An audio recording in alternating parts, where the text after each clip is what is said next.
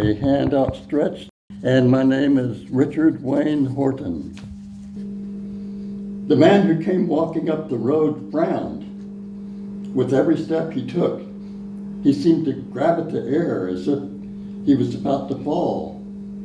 Indeed, red dust covered one knee of his black suit pants. Up on the hill sat a house. The women in the kitchen could see him. They talked quietly one to another and wiped their hands on their aprons. The back screen door of the house popped. Grandma was going out. Eek, eek, eek. The handle of the water pump rose and fell in the yard. The old woman offered it the bucket, and the pump let go into it. The man on the road had stopped. He pulled out a handkerchief to wipe his face.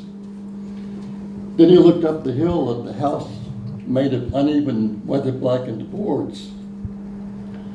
The two watchers felt a humming in their ears as his look found them. They saw an expression of desperate hope form in the wrinkles around his mouth. The mama said to the daughter, "Here he comes." Her hands held the rim of the bowl in which the dough sat swollen in pride. She hit it. "Go down. He's coming up. Go meet him," I meant. She didn't. The mama smiled, her eyes big and round.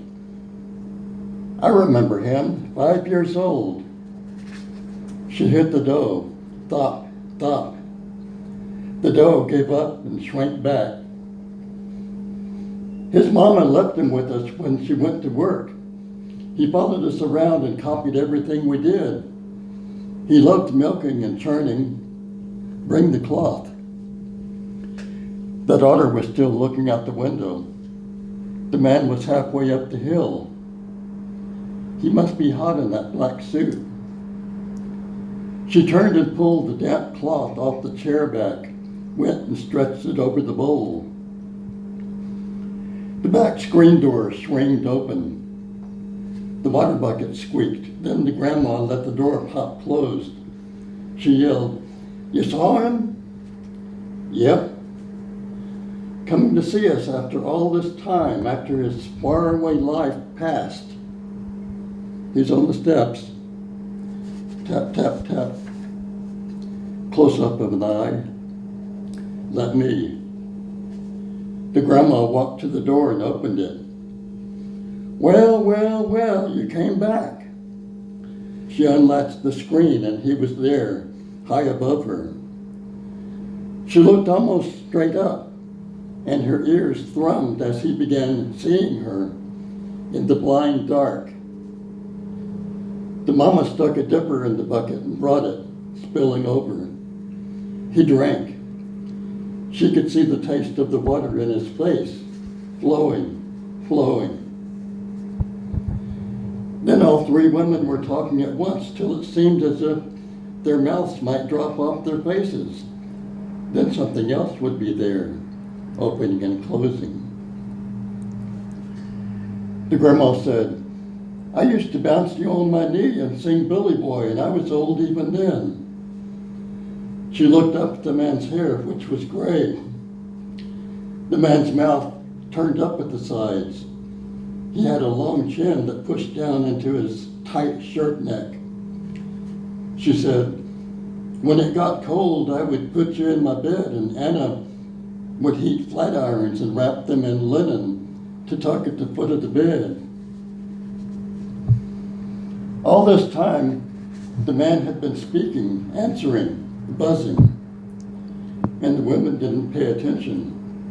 He buzzed, "I remember," and the grandma didn't pay attention. She looked up at him so high and said, "You remember Anna. She's with the cows now."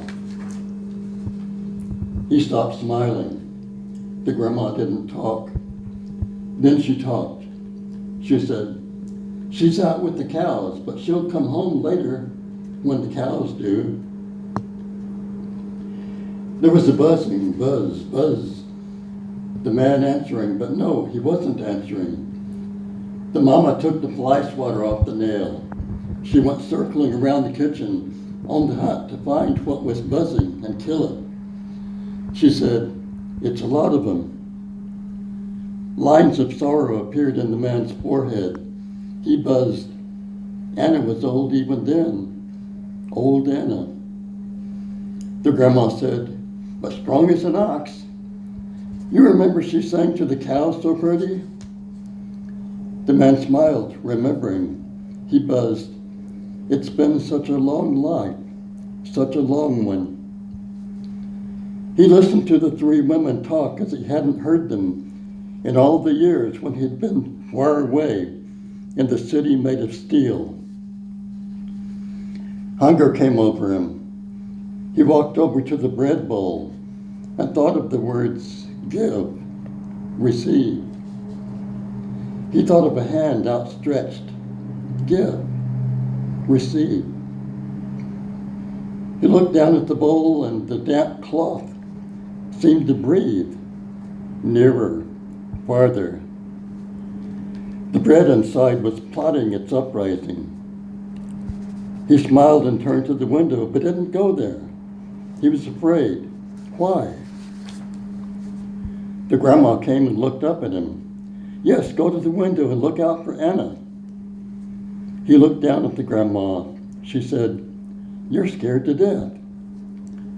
She took his hand and led him to the window, and he looked out of it, down the hill, where he saw the circular road. There's a tree hiding part of it. He closed his eyes so as not to see who might walk out from behind the tree. Who might be walking along the road now, unable to find a house, unable to get off the road, coming again and again to the tree. Behind him in the kitchen, the mama's bare feet stomped around the table. She was still chasing the flies. She said, "They're like accordions, little accordions." The daughter said, "I'll dance if they play me a waltz." A hand outstretched, and my name is Richard Wayne Horton.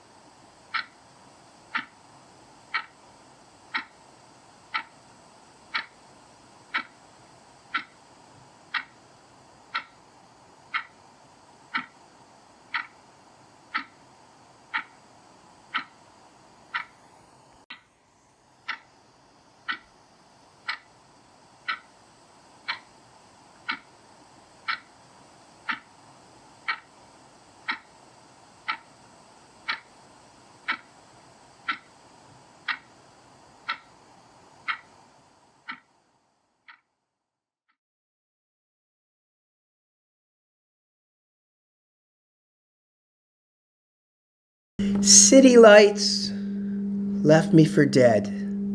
I woke up naked, filled with dread. Starla, Starla, can I get a little closer to you, Starla? Starla, I know it's late, way past bedtime. I was out again in those city lights. The city lights that left me for dread. I woke up naked and almost dead. Starla, Starla, Can I get a little closer to you, Starla? Starla?